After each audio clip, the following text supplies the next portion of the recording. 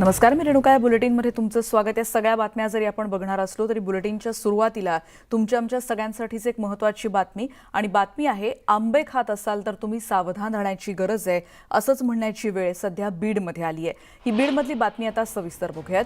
सध्या एक video social मीडियावर तुफान व्हायरल होतोय, ज्या व्हिडिओमध्ये आंबे हे नाल्याच्या पाण्यामध्ये धुवून विक्रीसाठी ठेवत असल्याचं उघड झालंय. बीडमधल्या डॉक्टर बाबासाहेब आंबेडकर चौकाजवळ असलेल्या बाजारतळ परिसरातला हा व्हिडिओ आहे. हा विक्रेता नाल्यातल्या पाण्यानं आंबे धुवून कॅरेटमध्ये भरताना दिसतोय आणि अशा पद्धतीनं बीडमधली ही घटना सध्या समोर येते, कारण नागरिकांच्या आरोग्याशी एक प्रकारे खेळ होतोय असंच म्हणावं लागेल. तर बीडमधल्या या व्हायरल व्हिडिओची बातमी सध्या आपण बघतोय. आंबे विक्रेत्यानं नागरिकांच्या आरोग्याशी खेळ केला असंच म्हणावं लागेल, कारण नाल्याच्या पाण्यामध्ये आंबे धुतले जात असल्याचा प्रकार उघड झालाय. त्यामुळे आंबा खात असाल तर तुम्हा सगळ्यांसाठी ही अत्यंत महत्त्वाची बातमी. आणि हाच तो व्हायरल व्हिडिओ. इथे गटाराचं झाकण उघडून या पाण्यामध्ये आंबे धुतले जात आहेत. आताच्या क्षणाची एक महत्त्वाची बातमी आरक्षणासंदर्भातली मध्य प्रदेशातून आलेली, कारण स्थानिक निवडणुकांमध्ये ओबीसी आरक्षणाला हिरवा कंदील मिळाल्याची माहिती कळतेय. निवडणूक आयोगाला एका आठवड्यात स्थानिक स्वराज्य संस्थांच्या निवडणुका अधिसूचित करण्याचे निर्देश देण्यात आले. त्यामुळे सुप्रीम कोर्टानं दिलेला हा एक मोठा निर्णय म्हणावा लागेल. आत्ताच्या क्षणाची अत्यंत महत्त्वाची बातमी, ज्याच्याकडे महाराष्ट्राचं देखील लक्ष असणार आहे, कारण मध्य प्रदेशच्या धर्तीवर कशा पद्धतीनं आरक्षण दिलं जातं या संदर्भात दोन्ही राज्यांच्या मुख्यमंत्र्यांनी दरम्यान चर्चा केली होती. अधिक घेणार आहोत माहिती प्रशांत लीला रामदास, आमचे प्रतिनिधी आता आपल्या सोबत आहेत. प्रशांत, ओबीसीच्या आरक्षणासंदर्भात सगळ्यात मोठी बातमी, ज्या पद्धतीनं महाराष्ट्र सरकारचा प्रयत्न होता की ओबीसीला आरक्षण मिळावं आणि त्यामधून स्थानिक स्वराज्य संस्थेच्या निवडणुका व्हाव्या, पण ज्या पद्धतीनं एक मोठी बातमी पुढे आलेली आहे. खास करून मध्य प्रदेशामध्ये स्थानिक स्वराज्य निवडणुकीमध्ये ओबीसी आरक्षणाला हिरवा कंदील मिळालेला आहे. मात्र महाराष्ट्राला अजूनही अडकू ठेवण्यात आलेला आहे.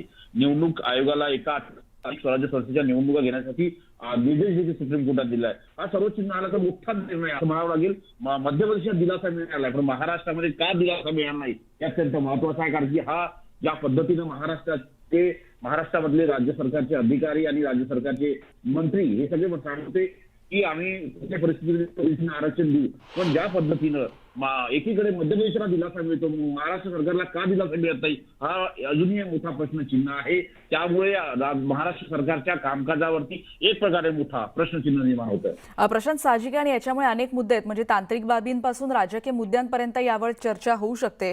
चंद्रशेखर बावनकुळे यांची प्रतिक्रिया जाणून घेऊया. चंद्रशेखर बावनकुळेंची आपली पहिली प्रतिक्रिया.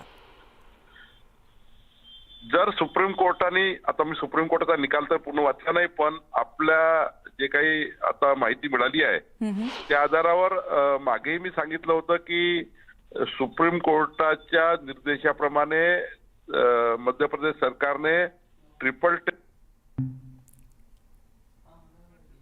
त्यांच्याशी पुन्हा एकदा संपर्क साधण्याचा प्रयत्न करतोय, पण आत्ताच्या क्षणाची एक महत्त्वाची बातमी आणि ती म्हणजे एका आठवड्यात निवडणुका जाहीर करण्यासाठी ओबीसी आरक्षणाला हिरवा कंदील दिल्याचं आता सुप्रीम कोर्टानं स्पष्ट केलंय. सुप्रीम कोर्टानं घेतलेला हा एक महत्त्वाचा निर्णय म्हणावा लागेल.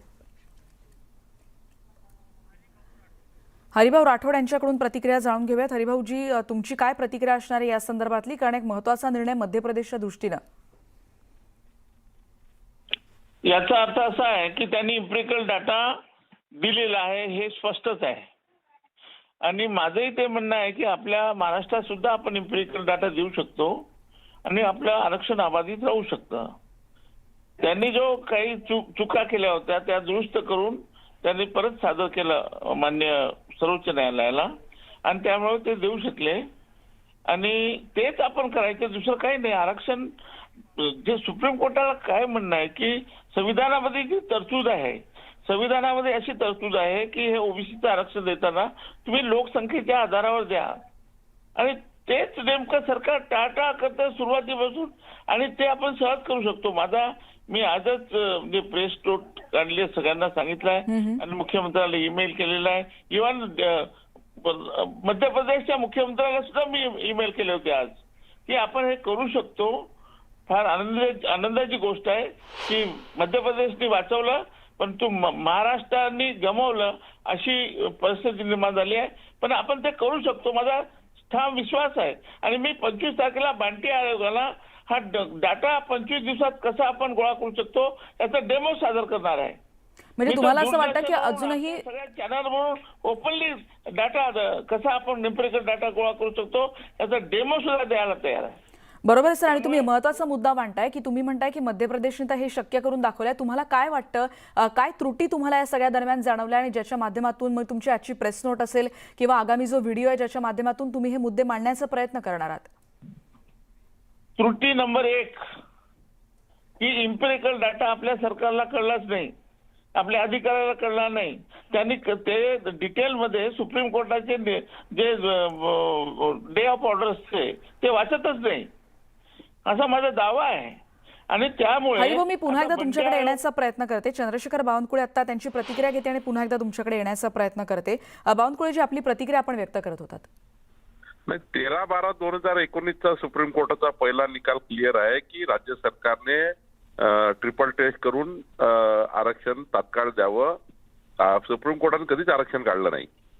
पण 13/12/19 पासून सुप्रीम कोर्टाच्या निर्देशाप्रमाणे या सरकारने कुठली कारवाई न केल्यामुळे सुप्रीम कोर्टाचा विश्वास या सरकारवर आला नाही आणि म्हणून सुप्रीम कोर्टाने तातडीने निवडणुका घ्या असे आदेश दिले. या सरकारचा 13/12/2019 पासून आतापर्यंत इतिहास असा आहे की या सरकारनं ओबीसी आरक्षण नको आहे. झालेचे शुक्राचार्य या सरकारमध्ये आहेत ज्यांना ओबीसी आरक्षण नको आहे. धनदांडग्या लोकांना ओबीसी या जागेवर लढवायचा आहे आणि म्हणून यांनी हा प्लॅन केला. तो प्लॅन सक्सेस झाला. आधी हरिभाऊ राठोड सांगितल्याप्रमाणे हरिभाऊ राठोड सांगतात ते खरं आहे की तातडीनं आपल्याला इम्पेरिकल डेटा तयार होऊ शकतं, 1 महिन्यात होऊ शकतं आणि ओबीसीला आरक्षण देता येऊ शकतं. पण जर सरकारच करणार नसेल आणि त्यांच्या मनात नसेल तर कसं होणार आहे? आणि म्हणून मध्य प्रदेशनी सुप्रीम कोर्टाच्या निकालाप्रमाणे काम केलं, मात्र महाराष्ट्र सरकारने सुप्रीम कोर्टाच्या निकालाची अवहेलना केली. पण तुम्हाला असं वाटतं, जसं हरिभाऊ एकीकडे म्हणतात की त्यांच्याकडे प्रेझेंटेशन देखील तयार आहे, इतक्या कमी दिवसात, म्हणजे त्यांच्याकडेच्या प्रेझेंटेशनमध्ये म्हणतात की कमी दिवसात देखील तुमचा डेटा तयार होऊ शकतो. तुम्हाला असं वाटतं की हे काही तांत्रिक मुद्दे आहेत, म्हणजे यापुढे राजकीय मुद्दे देखील उपस्थित होतील, भाजप शासित सरकार आणि मग त्यापुढे असे अनेक मुद्दे असतील, यासाठी या दरम्यान तुमचं काय म्हणणं असेल या तांत्रिक मुद्द्यांबद्दल? राजकीय मुद्द्यांवर पुढे येऊयात. यापूर्वी सुद्धा आम्ही राज्य सरकारला, आयोगाला महिन्याभराचा डेटा कसा तयार होऊ शकतो, ग्रामपंचायत निहाय, जिल्हा परिषद निहाय, कॉर्पोरेशन निहाय, हे सारं सांगितलं आहे. पण ते ऐकायलाच तयार नाही आहे. सरकार त्या ठिकाणी जाणीवपूर्वक पहिल्या आयोगाला रद्द केलं, दुसऱ्या आयोगाला. आता या आयोगाने सुद्धा महिन्याभराच्या आतमध्ये सर्व महाराष्ट्रातल्या कमिशनर, कलेक्टरेटची आणि संपूर्ण यंत्रणेची मदत घेतली तर ग्रामपंचायतच्या साध्या टॅक्स रजिस्टरवरनं, कर आकारणी रजिस्टरवरनं सुद्धा डेटा तयार होऊ शकतं. हरिभाऊ सांगतात ते खरं आहे की महिन्याभराच्या वर इम्पेरिकल डेटाला लागत नाही आणि 3 महिन्याच्या वर आरक्षणाला लागत नाही. पण या सरकारला करायचं असेल तर ना, या सरकारला करायचंच नाहीये. सर, पण तुम्हाला असं वाटतं की याच्यापुढे राजकीय मुद्दा देखील उपस्थित होईल की मध्य प्रदेशला जमलं, म्हणजे एकीकडे दोन्ही मुख्यमंत्र्यांनी जरी संवाद साधला असला तरी भाजप शासित आणि बिगर भाजप शासित असे मुद्दे उपस्थित होतील, मग त्याला यापुढे जेव्हा राजकारणाचा मुद्दा येईल तेव्हा भाजप कशा रीतीने उत्तर देईल असं म्हणता येईल आपल्याला? गेंड्याच्या कातळीचं सरकार आहे, त्यांना किती काही बोललं तरी फरक पडत नाही. पण जनतेमध्ये मात्र आता आम्ही जाऊ सांगू की मध्य प्रदेशनी 4 महिन्याच्या आतमध्ये सुप्रीम कोर्टाच्या निकालाचं पालन करून ओबीसी आरक्षण मिळवून दिलं. पण महाराष्ट्र सरकारने 13/12/2019 पासून काहीच केलं नाही आणि म्हणून आरक्षण गेलं. म्हणजे तुमचं असं म्हणणं आहे की 3 वर्षात कितीतरी मोठ्या म्हणजे अचीव करता आलं असं ते होऊ शकलेलं नाहीये आणि त्याच्यामुळे अतोनात नुकसान होते ओबीसी बांधवांचं. देवेंद्र फडणवीस सरकार असतं तर 3 महिन्यात ओबीसी आरक्षण झालं असतं. या सरकारला ते द्यायचंच नव्हतं म्हणून दिलं नाही. तुम्हाला असं वाटतं हा रोष महागात पडू शकतो सरकारला? कारण एकीकडे जरी तयारी असली तरी मध्य प्रदेशने एकीकडे करून दाखवलाय, त्यामुळे ही तुलना होणं साहजिक आहे. हे नुसते बोलगवळे आहेत. मंत्री मोर्चे काढतात आहे, मंत्री सभा घेत आहे, पण ऑफिशियल काम करत नाही आहे. मंत्रालयात बसून ज्यांनी जे काम करायला पाहिजे ते केलं नाही, पैसे अवेलेबल करायला लागतात ते केले नाही. या सरकारने ओबीसी आरक्षणाला तर खऱ्या अर्थाने जाणीवपूर्वक, मी आधीच सांगितलं, धनदांडग्या लोकांना ओबीसीच्या गरीब जागेवर आणण्याचं आणि आपल्या सत्तेचा दुरुपयोग करून गरीब माणसाला पिळून काढायचं आणि धनदांडग्या लोकांना या सीटवर आणायचं, हाच एक उद्देश होता म्हणून त्यांनी केलं नाहीये. आणि जनतेमध्ये जाऊ, जनतेला आम्ही सांगूया. धन्यवाद तुमच्या प्रतिक्रियेबद्दल. त्याच्यामुळे चंद्रशेखर बावनकुळे म्हणतायत त्याप्रमाणे जनतेत जाऊन या संदर्भात म्हणजे कशा रीतीनं सरकारनं हे काम केलेलं नाही. ओबीसी बांधवांसाठी अत्यंत महत्त्वाचा मुद्दा होता, कारण मध्य प्रदेशात ते होऊ शकतंय. जाणून घेऊयात अधिक. हरिभाऊ राठोड आता आपल्या सोबत आहेत. हरिभाऊ, तुम्ही सांगत होतात कोणकोणत्या त्रुटी आहेत आणि ज्याचं प्रेझेंटेशन देखील तुमच्याकडे तयार आहे, त्यातल्या त्रुटी तुम्ही सांगत होतात. हे बघा, मध्य प्रदेश आणि महाराष्ट्रामधला फरक सांगतो तुम्हाला. मध्य प्रदेशने 6 महिन्यापूर्वीच इम्पेरिकल डाटासाठी स्वतंत्र आयोग नेमला. आपण आता नेमला 1.5 महिना 2 महिन्यापूर्वी. बरोबर, हा एक फरक. वास्तविक हे प्रकरण कुठलं होतं? हे प्रकरण महाराष्ट्राचं होतं. कारण जे गवळी केस आहे आपला विकास गवळी विरुद्ध महाराष्ट्र सरकारची केस आहे ही. याच केसवर हा निर्णय आलेला आहे. तेव्हा आणि आपण सुरुवातीपासून सांगत होतो आम्ही की स्वतंत्र आयोग नेमा. यांनी स्वतंत्र आयोग न नेमता ते यांच्या आयोगाच्या गळ्यावर टाकलं, आपल्या मागचा जो निरगुडकर साहेबांचा आयोग. बरोबर, अशा चुका त्यांनी केल्या नाही ना. मध्य प्रदेशने सरळ सरळ स्वतंत्र आयोग नेमला. हे आपण केलं नाही, आपण करू शकलो असतो. पण यांनी सगळं पळवाटा यांना आरक्षण द्यायचंच नव्हतं. हे मुळात त्याच्यातला भाग आहे. तिथे ओबीसी मुख्यमंत्री आहे आणि इथे वेगळे मंत्री आहेत, मुख्यमंत्री आहेत. तर त्यामुळे हा फरक आहेच ना. काय शिवसेना कितीही म्हटलं, शिवसेना जरी ओबीसीला तिकिटा देतात तर ठीक आहे, पण शिवसेना आणि आरक्षणाचा काही संबंध नाही. त्यामुळे आणि आपले जे राष्ट्रवादी आहे त्यांनाही फारसं काही आरक्षणाचं पडलं नाही. काँग्रेस आपलं तडफडत आहे, पण काँग्रेसचं ऐकतो कोण? काँग्रेस मधले जे मंत्री आहे रिझर्वेशन प्रमोशन मध्ये आम्ही राजीनामा देऊ बोलले, पहिल्या दिवशी बोलले, दुसऱ्या दिवशी गप्प झाले. अशी परिस्थिती आहे. म्हणजे त्रिगाडा आणि काम बिगाडा म्हणतात ना, अशी परिस्थिती आहे. 3 तिगाडा आणि काम बिगाडा, हे असं सरकार आहे आपलं. हरिभाऊ, आणि तुम्ही म्हणताय की आणि म्हणून माझा दावा आहे, आपण 20 ते 25 दिवसात हा इम्पेरिकल डाटा गोळा करू. माझ्याकडे सगळं रेडी आहे. मी तर तुम्हाला दूरदर्शनवरून सुद्धा लाईव्ह दाखवू शकतो आणि डेमो, की सगळ्यांनी बघावा आणि कसा इम्पेरिकल डाटा गोळा करू शकतो. याचं खरं म्हणजे सुप्रीम कोर्टाचा जो निर्णय आहे हे लोक वाचतच नाही ना, हे बघतच नाही. म्हणजे तुम्ही म्हणताय की प्रश्न आहे, त्याचं उत्तरही तुमच्याकडे आहे, त्याचं प्रेझेंटेशन तयार आहे आणि खरं तर हे काम होण्यातलं आहे, पण ते सरकारला करायचं नाही, अशा पद्धतीची टीका आता महाविकास आघाडी सरकारवर होते. बघूयात येणाऱ्या काळात आणखीन काय अशाच प्रतिक्रिया तुमच्यापर्यंत पोहोचवत राहणार आहोत. धन्यवाद हरिभाऊ तुमच्या या प्रतिक्रियेबद्दल. हरिभाऊ राठोड आणि त्याचबरोबर चंद्रशेखर बावनकुळे यांच्या प्रतिक्रिया आपण बघितल्या. आणि सुप्रीम कोर्टाचा अत्यंत महत्त्वाची बातमी आता आपण बघितली, ती म्हणजे स्थानिक निवडणुकीत ओबीसी आरक्षणाला सुप्रीम कोर्टानं हिरवा कंदील मध्य प्रदेशात दिलाय. आणि पुढची बातमी आपण बघणार आहोत राणा दाम्पत्यासंदर्भातली, कारण राणा दाम्पत्यावरची सुनावणी आता 15 जूनला होणार आहे असं कळतंय. जामीन रद्द करण्याच्या याचिकेवरची ही सुनावणी होती. राणा यांच्या वकिलांनी या संदर्भातला कालावधी म्हणजे वेळ वाढवून मागितलेली होती. जामीन रद्द करण्याची सरकारी वकिलांनी मागणी केलेली होती, पण आता जी माहिती कळतेय त्यानुसार या संदर्भातले एक महत्त्वाचे अपडेट आणि ही सुनावणी आता 15 जूनला होणार असल्याची माहिती सध्या कळतेय. जामीन रद्द करण्याची मागणी सरकारी वकिलांकडून करण्यात आलेली होती, त्यामुळे ही सुनावणी आता पुढे ढकलण्यात आलेली आहे. 15 जूनला याच्या पुढची सुनावणी होणार अशी माहिती कळतेय.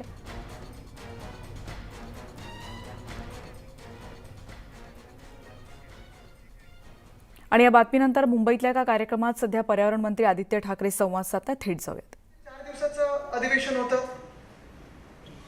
बीएमएम हे सगळेच जगभरातून जे आपले मराठी तिकडचे अमेरिकेतले सगळे जे लोक आहेत ते एकत्र येतात आणि वेगवेगळे अधिवेशन होती. तिथे मंच वेगळे होते, वेगळी भाषणं होणार होती, काही फोरम्स होणार होते. आणि मला आठवतं इथून तिथे जात असताना विमानात जर एका व्यक्तीचा उल्लेख सतत माझ्या वडिलांनी जर केला असेल तो म्हणजे डॉक्टर लहान यांचा केला होता.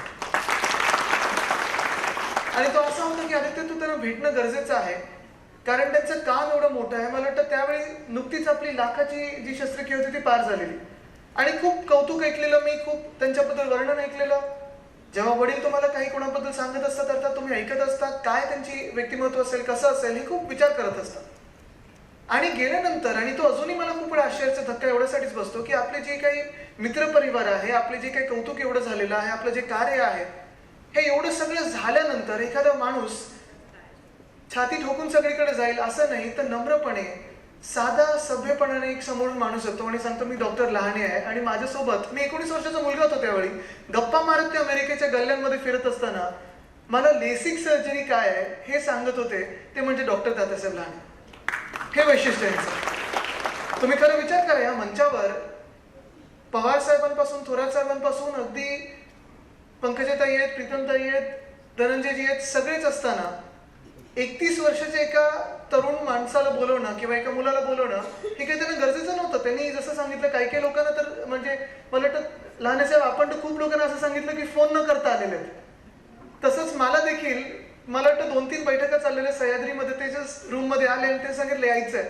म्हणलं ठीक आहे. काल परवाकडे मी माझ्या ऑफिसच्या मंडळीने विचारलं, मी लहाने साहेबांना विचारलं किती वाजता यायचंय, कुठे यायचंय, कारण ते बोलले यायचं आहे. आणि मी बोललो हो. पुढे काय कसं मला सांगितलंच नव्हतं आणि मी पण विचारलं नव्हतं. हा विश्वास आहे की कुठेही ते चुकीच्या ठिकाणी बोलवणार नाहीत. पण आता हे सगळं होत असताना, आणि मी जास्ती वेळ घेणार नाही कारण थोरात साहेब आहेत, पवार साहेब आहेत, त्यांना देखील बोलायचं आहे. आज खरं तर रघुनाथ नेत्रालय ह्याचं आपण उद्घाटन बघितलं. आज आपण शुभेच्छा द्यायला सर्व आले. पण अमितजी तुम्ही अजून एक गोष्ट बोललात, ब्रेकिंग न्यूज. ब्रेकिंग न्यूज तर मला वाटतं आज तिथे उघडा डोळे पहा नीट तिथून बघतच आहेत माझ्याकडे मगाचपासून. लहाने साहेब आपण त्यांना ब्रँड अँबॅसेडर बनवू शकता. हल्ली शाहरुख खान सारखे दिसायला लागलेले आहेत ते. पण ब्रेकिंग न्यूज जेवढे आज इथे मिळालेले आहेत, कदाचित जे इथे नाही आहेत पलीकडचे, त्यांना हार्ट ब्रेकिंग न्यूज पण होऊ शकते. पण अजून एक स्पष्टीकरण देतो, कारण कुठेही चुकीची ब्रेकिंग न्यूज जायला नको. पंकजाताई आपले तर आपण मला लहानपणी म्हणजे माझ्या लहानपणीपासून ओळखता. जे मी सांगितलं ते एवढंच होतं की आपण सांगितलं चष्मा लागला नाहीये आणि लागू नाही, कारण मला माहिती चष्मा लागल्यानंतर नंबर वाढत गेल्यानंतर काय त्रास असतो ते माहितीये. पण लागला तर कुठचा लावावा एवढंच मी सांगितलं त्यांना, बाकी पुढचं काही बोललो नाही. असो लहाने साहेब, आपण जी मेहनत घेतात, आपण जे एवढ्या वर्षानुवर्ष लोकांची सेवा केली, खरं तर हाच सर्वात महत्वाचा आणि मोठा धर्म असतो, मानव धर्म. जी सेवा आपण करत आलेल्या आहात, आमच्यासारख्या तरुण मंडळीला खूप प्रेरणादायी आपलं काम आहे. त्या 2 गोष्टी मी आपल्याकडे इथे आज विनंती करायला आलेलो आहे. एक म्हणजे जसं आपण ऐकत असतो जगभरात आणि आपल्या देशात खास करून चेन्नईत असेल, इतर काही शहरांमध्ये, इतर काही राज्यांमध्ये आहे, तसंच एक नेत्रालय आपण, एक रुग्णालय आपण वरळीत किंवा मुंबईत करू. आपण आज 2-3 महत्वाच्या मंडळींनी आपल्यावर एक हक्क जाहीर केलेला आहे. बीडनी केलं, लातूरनी केलंय. चिंता करू नका, मुंबईत आल्यानंतर वरळीतच राहतात ते. तर ते काही त्याला नाव बोलणार नाही. त्याची आपण पूर्णपणे इथे एक नीट व्यवस्था करून मुंबईचं नाव, महाराष्ट्राचं नाव कसं जगभरात चांगलं होईल, अजून पुढे कसं नेऊ शकू, लोकांची सेवा कशी करू शकू, त्याच्यावर एक आहे. आणि दुसरं मला आपल्याकडून खरोखर एक मदत जी पाहिजे, मी आज जाहीरपणे सर्वांसमोर सांगेन, ते म्हणजे नुकतंच आम्ही मुंबईच्या महानगरपालिकेच्या शाळेमध्ये एक सेफ स्कूल, सुरक्षित शाळा, माझी शाळा सुरक्षित शाळा, हे अभियान आम्ही सुरू केलेलं आहे. सोपं अभियान आहे. सुरक्षित शाळा बाहेरचं कसं, तर बाहेरचा जो 500 मीटरचा जो रेडियस असतो त्याला आम्ही सुरक्षित करत आहोत. चांगले फुटपाथ असतील, झिब्रा क्रॉसिंग असेल, रेलिंग असेल, हे करत आहोत. आणि शाळेच्या आत आल्यानंतर 3 महत्वाच्या गोष्टी करत आहोत. एक म्हणजे ओरल हायजीन, जे आपले डॉक्टर संदेश मयेकर साहेब आहेत त्यांच्यावर करत आहोत. कारण खूप वेळा दात नीट नसतील तर आपण खात बरोबर नाही, आणि खाल्लं नाही तर स्टंटेड ग्रोथ होतं. दुसरी गोष्ट आम्ही करत आहोत ते म्हणजे मेंटल काउन्सिलिंग, मेंटल चेकअप. कारण खूप वेळा आपण बघत असतो की घरून आपले खूप ट्रॉमाज असतात, काही बॅगेज घेऊन येतो शाळेमध्ये, ते एक आहे. आणि तिसरं जे आहे डायबिटीज चेकअप आणि मॅनेजमेंट. कारण टाईप 1 डायबिटीज, टाईप 2 डायबिटीज हे खरं तर वाढत चाललेलं आहे. टाईप 1 डायबिटीज आपल्या ज्युव्हेनाइल डायबिटीज लहान मुलांमध्ये कधीतरी येऊ शकतो, आणि ते मॅनेज करणं ही खूप महत्वाचं आहे. पण चौथा आणि सर्वात महत्वाचा स्तंभ जो मला स्वतःला माझ्या शाळेत जाणवायला लागला, 3री-4थीत असताना मी खूप वेळा मागच्या बेंचवर बसलो तर पुढे येऊन जमिनीवर बसायचो. का तर मला ब्लॅकबोर्डवर काय ते दिसायचं नाही. आणि मग जेव्हा माझ्या आई वडिलांना कळलं तेव्हा मी जाऊन माझ्या डोळ्याचा नंबर काढला आणि चष्मा लागला आहे तेव्हा मला कळलं. तर हा चष्म्याचा जो नंबर आहे, जर आपण आपल्या महापालिकेच्या शाळेमध्ये, जिल्हा परिषदांच्या शाळेमध्ये आपण ज्या आपल्या मदतीने चेकअप करू शकलो, तर मला वाटतं खरोखर मोठी सेवा ही आपल्या पुढच्या पिढीला होईल. पुन्हा एकदा मी आज आपल्याला विनम्रपणे इथे आलो शुभेच्छा द्यायला. आपलं काम, आपली जी सेवा आहे मानवतेची, या मानव धर्माची, ही तुफान आहे, अफाट आहे, त्याला सलाम करायला आलो आणि आपल्या मातोश्रींना देखील नतमस्तक होतो. विनम्रपणे पुन्हा एकदा आपल्या सर्वांना शुभेच्छा देतो. धन्यवाद. जय हिंद, जय महाराष्ट्र, वंदे मातरम. त्याच्यामुळे नेत्रालयासंदर्भात आणि त्याचबरोबर कशा रीतीनं पालिकेकडून वेगवेगळ्या कार्यक्रमांचं आयोजन केलं जात आहे, पण त्याचबरोबर रुग्णालयाच्या लोकार्पण सोहळ्यामध्ये आता आदित्य ठाकरे संवाद साधत होते. आणि यानंतर एक ब्रेक घेऊन आपण परत भेटणार आहोत.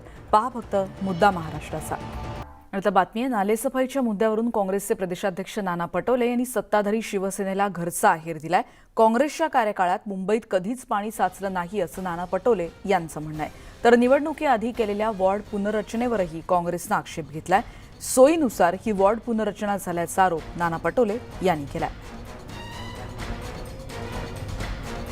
मुंबईतली नालासफाई मुंबई या भ्रष्टाचार हा नंतरचा भाग आहे, पण पहिला मुद्दा त्या ठिकाणी असा आहे की दरवर्षी पावसामध्ये मुंबई पाण्याखाली येतं आणि म्हणून काँग्रेसही अनेक वर्ष मुंबईचा महापौर काँग्रेसचा राहिलेला आहे आणि त्या काळामध्ये कधी मुंबई डुबलेली नाही. पण अलीकडच्या काळामध्ये सातत्यानं मुंबई पाण्याखाली येतं आणि मुंबईच्या जनतेसाठी काँग्रेस कोर्टात गेलेली आहे. बरोबर आहे की तिथं जेव्हा अलायन्स गव्हर्नमेंट असेल तर सगळ्या पक्षांनी मिळूनच या पद्धतीचे वार्ड रचना करायला पाहिजे, कारण की म्हणजे आपण सोबत राहून समजा दुसऱ्याचं आपल्या मित्राचंच नुकसान होत असेल तर ते बरोबर नाही आणि त्यापुढे आमच्या स्थानिक काँग्रेसच्या पदाधिकाऱ्यांनी त्या ठिकाणी नाराजी व्यक्त केली. याच्या पुढे कोर्टातही गेले काँग्रेस आम्ही पुण्यामध्ये असेल, आम्ही अनेक ठिकाणी कोर्टात गेलेलो आहोत, कारण की ज्या पद्धतीनं प्रभाग रचना होतात आहेत, विशेष करून आमची मागणी पण दोनच्या प्रभागाची होती, पण त्यामध्ये 3चा प्रभाग करण्यात आला आणि अनेक ठिकाणी पुण्यात असेल, मुंबईत असेल, अनेक ठिकाणी आपल्या सोयीनं समजा महाविकास आघाडीतले काही पक्ष आपल्या सोयीनं प्रभाग पडत असतील तर निश्चितपणे आम्ही कोर्टातही त्या पद्धतीचं न्याय मागण्याची भूमिका आमची. आणि नाना पटोलेंच्या याच उत्तराबद्दल आम्ही किशोरी पेडणेकर यांच्याशी काही वेळापूर्वी संवाद साधला होता. न्यूज 18 लोकमतशी संवाद साधला, तेव्हा त्यांनी काँग्रेसवर कशा शब्दात टीका केली तेही ऐकूयात. भातकळकरांना माहिती नाही पूर्वाश्रमीचे पटोले तुमचेच, त्यामुळे ते आलेलं संस्कार ते तुमचे.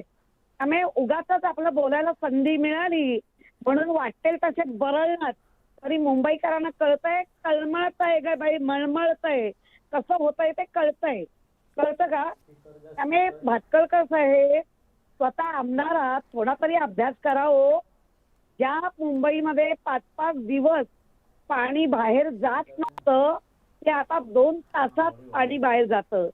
समुद्र आणि आपली मुंबई याचा जर तुम्हाला जरा पण अभ्यास नसेल तर तुमचं नक्की काय म्हणावं, तुमचा काय अभ्यास काय? हा कलगीतुरा आपण ऐकला आणि यानंतर थेट जातोय मुंबईतल्या कार्यक्रमात, जिथे काही वेळापूर्वी आदित्य ठाकरे बोलत होते, तिथे आता राष्ट्रवादी काँग्रेसचे अध्यक्ष शरद पवार बोलतात. आज आपण या ठिकाणी एकत्रित आलो. गेली अनेक वर्ष वैद्यकीय क्षेत्रामध्ये आणि त्यातल्या त्यात नेत्र या विभागामध्ये डॉक्टर लहानेंचं प्रचंड काम आहे, त्याचा उल्लेख अनेक सरकारी विचारांनी आत्ताच केला. आणि त्यांची एक इच्छा होती की मुंबईला एक चांगल्या प्रकारचं नेत्रालय काढावं आणि ती आज या ठिकाणी पूर्ण झाली. या नेत्रालयाचं नाव त्यांनी रघुनाथ नेत्रालय दिलं. रघुनाथराव माझे सहकारी होते. महाराष्ट्राच्या विधानसभेमध्ये माझ्याच राजकीय पक्षाच्या वतीनं ते महाराष्ट्राच्या विधानसभेमध्ये निर्वाचित झाले होते. एक अतिशय सुसंस्कृत. तात्याराव लहाने यांच्या संदर्भात म्हणजे त्यांच्या कारकिर्दीबद्दलचे महत्त्वाचे मुद्दे आता शरद पवार सांगतातच, पण याच रुग्णालयाचा लोकार्पण सोहळा सध्या सुरू आहे आणि तिथे काही वेळापूर्वी आदित्य ठाकरे यांनी देखील संवाद साधलेला होता आणि यानंतर शरद पवार सध्या संवाद साधतात.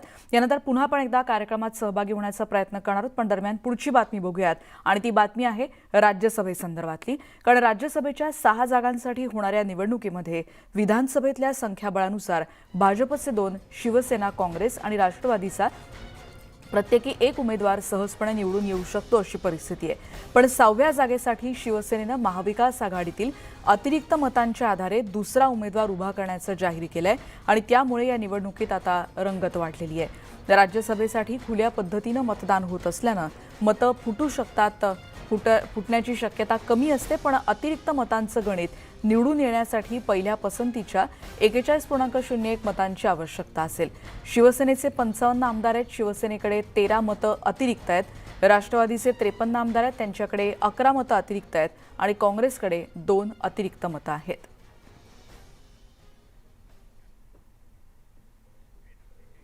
आणि याच मुद्द्यावरून म्हणजेच राज्यसभेच्या 6व्या जागेवरून संजय राऊत यांनी काय ट्विट केले तेही आपण बघणार आहोत. शिवसेना 6वी जागा लढणार आणि जिंकणार असा निर्धार त्यांनी ट्विटच्या माध्यमातून व्यक्त केलाय. महाराष्ट्रात घोडेबाजार सुरू करण्याची विरोधकांची ईर्ष्या दिसू लागली आहे. भ्रष्टाचारातून पैसा, त्यातून घोडेबाजार, हे दुष्टचक्र कधी थांबेल? 6वी जागा शिवसेना लढेल. कोणी कितीही आकडेमोड करावी, आकडे आणि मोड दोन्ही महाविकास आघाडीकडे आहे. लढेंगे जितेंगे असं त्यांनी या ट्विटमध्ये म्हटलंय.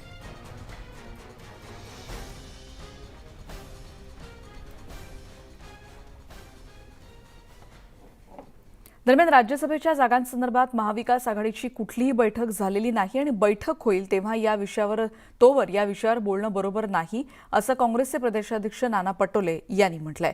तर संभाजीराजेंबद्दल आदर आहे आणि बैठकीनंतर बोलू अशी प्रतिक्रिया त्यांनी काही वेळापूर्वी दिली.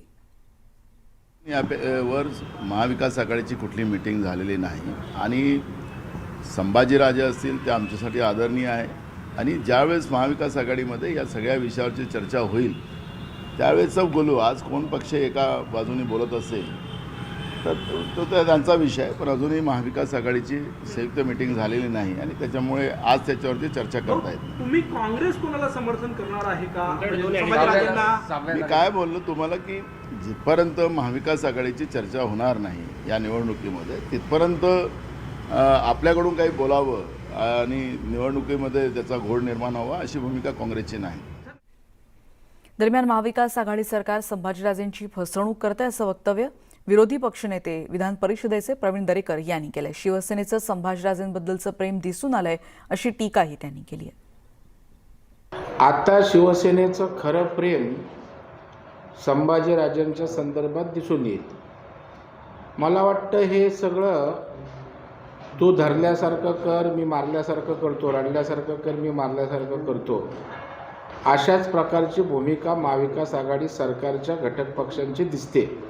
कारण पवारसाहेब सर्वांच्या अगोदर त्या ठिकाणी जाहीर करून टाकतात की आम्ही संभाजीराजांना पाठिंबा देतोय. मग पवारसाहेबांनी पाठिंबा देत असताना केवळ पाठिंब्याची घाई कशासाठी केली? जर उद्धवजी ठाकरे किंवा शिवसेनेची भूमिका काय होती हे पवारसाहेब समजून घेत नव्हते का? काँग्रेसची भूमिका काय होती? त्याच्यामुळे आपण दिलेला पाठिंबा हा विजयासाठी किंवा उमेदवार निवडून आणण्यासाठी आहे याची तर निश्चित कल्पना पवारसाहेबांना असते. तथापि आता संजय राऊत पवारसाहेबांचं बोलत असतात आणि त्याच्यामुळे उद्धवजी ठाकरे साहेबांनी घेतलेली भूमिका किंवा संजय राऊतांनी सांगितलेला शिवसेनेचा उमेदवार असेल याचा अर्थ काय? संभाजीराजेंना त्या ठिकाणी फसवण्याचा डाव तर या ठिकाणी महाविकास आघाडीचा नाही ना असं मला वाटतं. आणि पुन्हा एकदा मुंबईच्या कार्यक्रमात जातोय जिथे शरद पवार सध्या संवाद साधतात. तिच्या नंतरच्या कामाचा वेग वाढलाय अशा प्रकारचं चित्र दिसतं.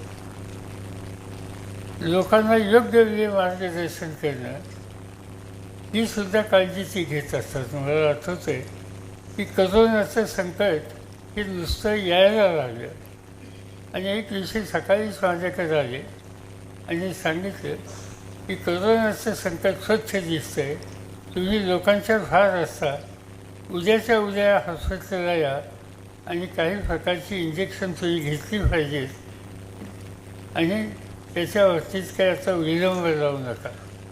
आणि अक्षरशः मला माझ्या कुटुंबियांना त्यांनी धरून नेल्यासारखं त्या ठिकाणी नेलं आणि आम्हा सगळ्यांना करोनाच्याबद्दलचं प्रतिबंधक उपायाची इंजेक्शन त्या ठिकाणी दिली. एवढं बारका इंजेक्शन असतं की लोकांचे जे काम करतात त्यांच्याबद्दलचं. आणि हे त्या सवन करोनाच्या काळात त्यांनी रुग्णांची सेवा ही निवड नेत्र हा त्यांचा विषय तेवढ्यापुरती सीमित नव्हती. रुग्णाची जी काही शंका असेल, अडचण असेल, त्याच्यातून त्याची सुटका करण्यासाठी जे काही करावं लागेल ते स्वतः अथवा जे काही त्यांचे सहकारी असतील त्या अन्य विषयाचे तज्ज्ञ. आणि बघूयात पुढची बातमी. औरंगाबादमधली बातमी. औरंगाबादजवळच्या खुलताबाद इथे काही काळ तणावाचं वातावरण निर्माण झालं होतं, कारण काही जण औरंगजेबाच्या कबरीवर चाल करून जाणार अशी अफवा तिथे पसरली होती आणि त्यामुळे कबरीचं मुख्य दार आता बंद करण्यात आलंय.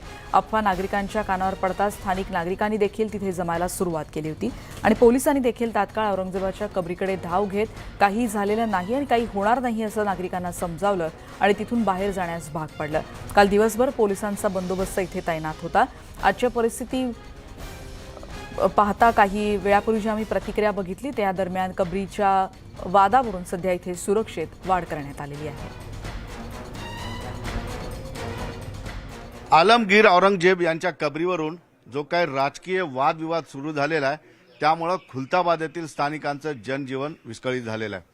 सेना असेल, बीजेपी असेल किंवा इतर पक्ष मनसे असेल, एकमेकांवर हल्ले करतायत. आता भाजपाने जबरदस्त हल्ला केलेला या थडग्याचं काम काय या ठिकाणी अशा पद्धतीची टीका केलेली आहे. मात्र मी तुम्हाला एक वास्तव या ठिकाणी दाखवण्याचा प्रयत्न करतो. या आतमध्ये जी आहे कबर आहे आलमगीर औरंगजेब यांची. मात्र ही कबर जी आहे, कुणी जर म्हटलं की उखडून टाकू, तोडून टाकू, हा काही खेळ नाही आहे. कारण यासाठी आहे की या औरंगजेबाच्या कबरीच्या बाहेर एक अशा पद्धतीचा एक बोर्ड लावलेला आहे. मी तुम्हाला वाचून दाखवण्याचा प्रयत्न करतो. या ठिकाणी संरक्षित स्मारक म्हणून उल्लेख आहे.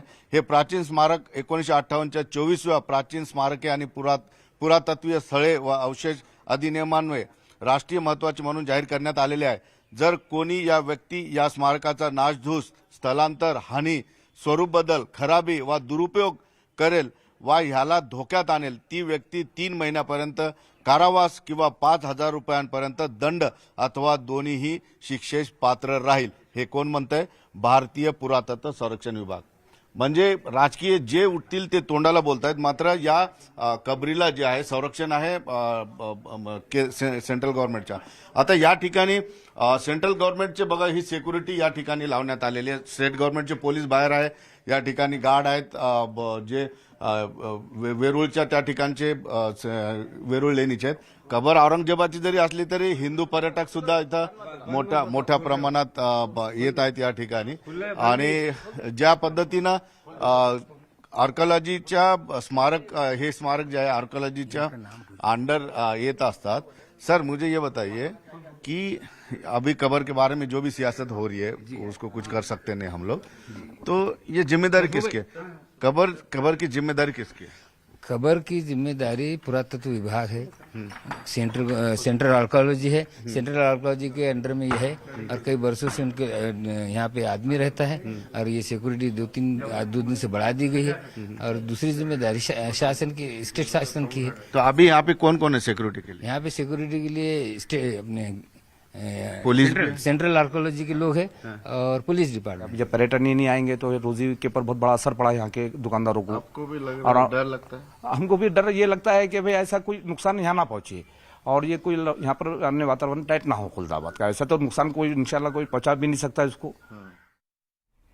दरम्यान औरंगजेबाच्या कबरीच्या सगळ्या परिसरामध्ये सरकारनं पोलीस सुरक्षा पुरवली आणि ही निंदनीय, आक्षेपार्ह बाब आहे अशी प्रतिक्रिया मनसे नेते गजानन काळे यांनी दिली आहे. बघूयात त्यांनी काय म्हटलंय.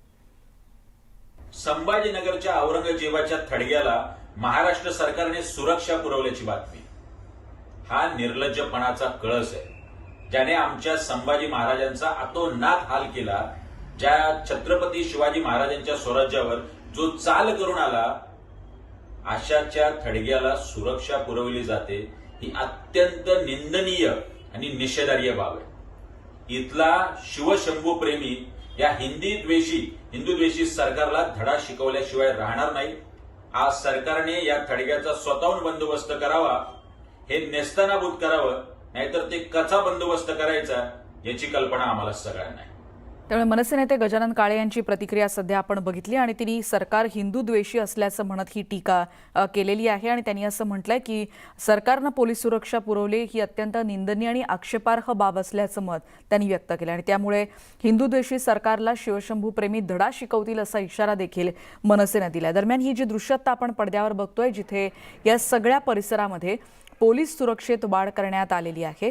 एकीकडे या सगळ्यावरून राजकारणाला सुरुवात झाली आणि त्यामुळे या परिसरातल्या बंदोबस्तात देखील आता वाढ करण्यात आलेली आहे. या कबर परिसरात पर्यटकांना तात्पुरती बंदी घालण्यात आल्याची देखील माहिती कळते. काल इथे एक अफवा पसरली होती आणि त्यानंतर कबरीवरून एकीकडे वादही होत आहेत. त्याच्यामुळे या सगळ्या परिसरात आता तात्पुरती बंदी पर्यटकांना घालण्यात आलेली आहे. प्रशासन अलर्ट मोडवर असणार आहे इथे, कारण या सगळ्या परिसरावरून म्हणजे या कबरीवरून सध्या राजकारण सुरू आहे आणि त्याच्यामुळे या परिसरामध्ये तात्पुरती बंदी घालण्यात आलेली आहे.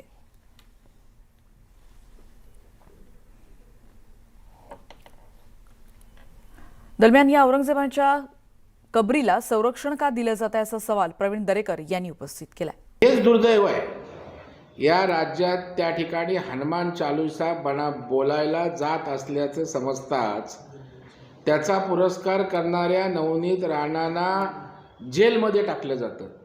राजद्रोहाचा गुन्हा दाखल केला जातो. नंतर तो कोर्टात टिकला नाही, कोर्टाने त्या ठिकाणी फटकारलं. आणि जो औरंगजेब, त्या औरंगजेबाच्या कबरीचं संरक्षण हा काय राजशिष्टाचार आहे?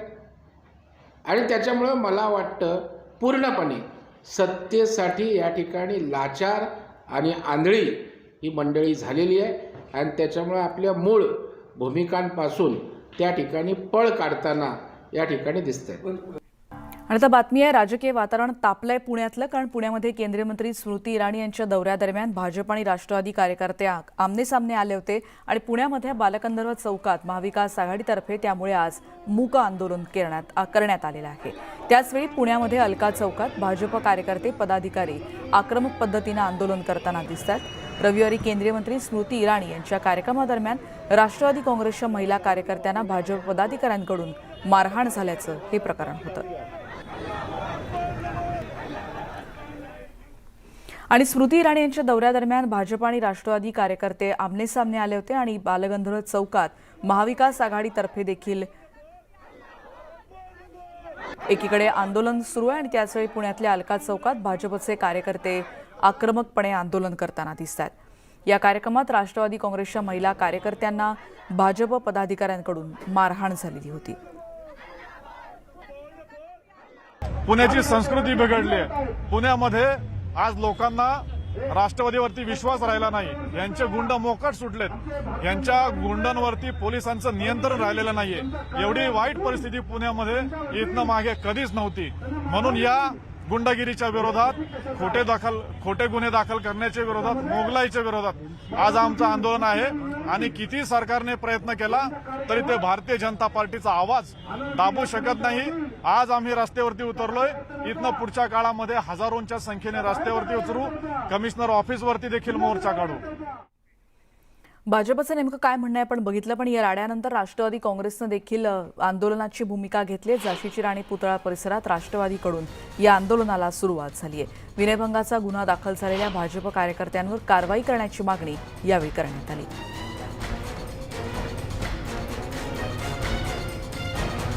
महागाईसाठी आमच्यावर अजून 10 केसेस दाखल होते, आम्ही मान्य करू. परंतु ते निवेदन द्यायला गेलं म्हणून हिटलरशाही पद्धतीने भाजपने ज्या पद्धतीने वैशाली नागवडेंना मारहाण केली त्याचं समर्थन कोणीही करणार नाही. भाजपला सद्बुद्धी द्यावा हनुमानाने की महिलांना मारणं हे योग्य नाहीये. असं वेगवेगळ्या प्रकारे त्यांना अक्कल कशी येईल असं आम्ही आंदोलन. दरम्यान पुण्यातल्या बालगंधर्व रंगमंदिर परिसरात झालेल्या राड्यावर विधान परिषदेचे विरोधी पक्षनेते प्रवीण दरेकर यांनी काय प्रतिक्रिया दिली आहे तीही यानंतर आपण बघणार आहोत. जो प्रसंग झाला, स्मृती इराणी ज्या कॅबिनेट मंत्री आहेत त्या ठिकाणी पोलिसांच्या नजरेसमोर त्या ठिकाणी महिला कार्यकर्त्या आत जात होत्या. पोलिसांना याची कल्पना भारतीय जनता पार्टीच्या कार्यकर्त्यांनी दिली, परंतु पोलिसांनी कानाडोळा त्या ठिकाणी केला. आणि त्याच्यामुळं मला वाटतंय सरकार पुरस्कृत दंडेलशाही दहशतवाद या ठिकाणी राष्ट्रवादी आणि शिवसेना त्या ठिकाणी करू पाहते असं मला वाटतं. कारण किरीट सोपय्या पुण्यात आले होते, त्याही वेळेलाच अशाच प्रकारची हुल्लडबाजी केली, परंतु भारतीय जनता पार्टी सरकार पुरस्कृत या हुल्लडबाजीला घाबरत नाही. ज्या ज्या वेळेला संघर्ष करायची वेळ येईल भारतीय जनता पार्टी जशाच तसं उत्तर देण्यास त्या ठिकाणी समर्थ आहे. आणि पुढची बातमी आपण बघणार आहोत. राणा दाम्पत्यावरची सुनावणी आता 15 जूनला होणार असल्याचं कळतंय, कारण जामीन रद्द करण्याच्या याचिकेवरची सुनावणी आता 15 जूनला होती. राणांच्या वकिलांनी याबद्दल वेळ वाढवून मागितला होता आणि जामीन रद्द करण्याची सरकारी वकिलांनी एकीकडे मागणी केली होती, पण आता ही 15 जूनला सुनावणी होणार असल्याची माहिती कळतेय. मुंबईतल्या एका कार्यक्रमात पंकजा मुंडे सध्या संवाद साधतात. पण महाराष्ट्राच्या केसमध्ये डेटाबद्दल सुप्रीम कोर्टाने नाराजी व्यक्त केलेली आहे. महाराष्ट्राने आता तरी धडा घ्यावा आणि महाराष्ट्रातलं ओबीसी आरक्षण सुरक्षित ठेवायचं आहे हे सिद्ध करायचं असेल तर महाराष्ट्राने तात्काळ पावलं उचलावी. मॅडम, इम्पेरिकल डाटासाठी वारंवार मागणी ही सर्वोच्च न्यायालयाने केली होती. 2 ते 3 वेळा समज देखील दिला होता कोर्टाने राज्य सरकारला. तरी देखील इम्पेरिकल डाटा राज्य सरकारने द्यावा का केंद्र सरकार, याच्यावर टोलवटोलवी आता हे सुप्रीम कोर्टाचा निर्णय आहे. सुप्रीम कोर्टाचा निर्णय आहे. सुप्रीम कोर्टाने सांगितलंय की इम्पेरिकल डेटासाठी सेन्सेक्स म्हणजे आपल्या लोकसंख्येचा डेटा हा केंद्र सरकारकडे अवलंबून आहे. इम्पेरिकल डेटा तुमच्या राज्यामधल्या ओबीसीची संख्या काय, कोणत्या जिल्ह्यात. आणि त्यामुळे आपण प्रतिक्रिया बघितल्या पंकजा मुंडे यांची. आणि त्यानंतर बघूयात पुढची बातमी, आणि ती बातमी आहे नेत्रचिकित्सक डॉक्टर तात्याराव लहाने यांच्या नेत्रालयाचा उद्घाटन समारंभ मुंबईमध्ये सर्वपक्षीय नेत्यांच्या उपस्थितीत आता पार पडतो आणि तिथेच हे सगळे नेते आता उपस्थित होते. यावेळी धनंजय मुंडे आणि पंकजा मुंडे यांनी शाब्दिक फटकेबाजी केली आहे. धनंजय मुंडे आणि भाजप नेत्या पंकजा मुंडेंवर टीका केली आहे. बघूयात नेमकं काय घडलं. लेन्सेसच्या फोकसमध्ये आपल्याला यावं लागतं.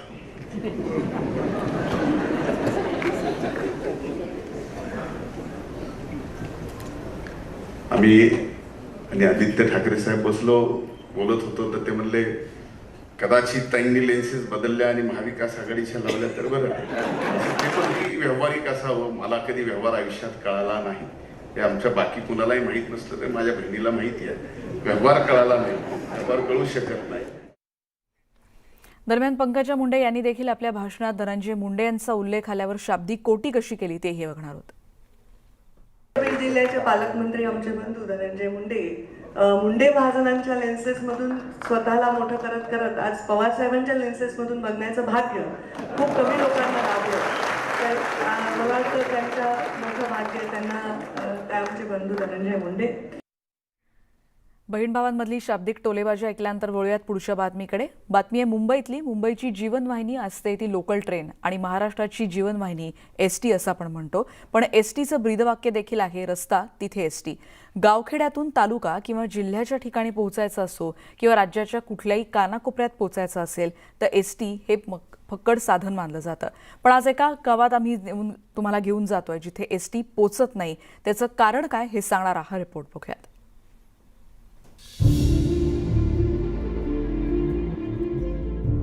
नमस्कार, डॉक्टर राजेंद्र शिंगणे. तुम्ही बुलढाण्याचे पालकमंत्री ना? मग तुम्हाला तुमच्याच मतदारसंघातलं खापरखेडा हे गाव माहितीये का हो? तुम्ही कधी ना कधी या गावाला भेट दिली असेल ना? जरी दिली असेल तरी तुम्ही काय तुमच्या आलिशान गाड्यांमधून जाऊन आला असाल, खरं ना? हे विचारायचं कारण की आपण स्वातंत्र्याचा अमृत महोत्सव साजरा करतोय, पण खापरखेडा हे गाव विकासापासून कोसो दूर आहे. अजून साधी एसटी सुद्धा या गावात पोचलेली नाही.